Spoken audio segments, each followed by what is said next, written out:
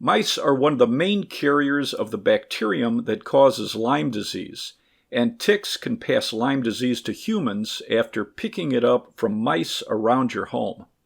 One way to help reduce the amount of ticks around your home is to put out tick tubes. These are cardboard or PVC tubes filled with dryer lint or cotton balls treated with permethrin. Mice finding the cotton or lint will take it and use it as bedding, killing the ticks.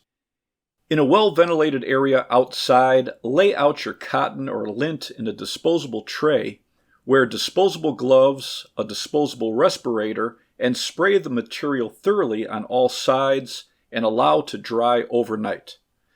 Fill the tubes and put them out in your yard every 10 feet or closer near wooded areas, under sheds or porches, or where you've seen evidence of mice.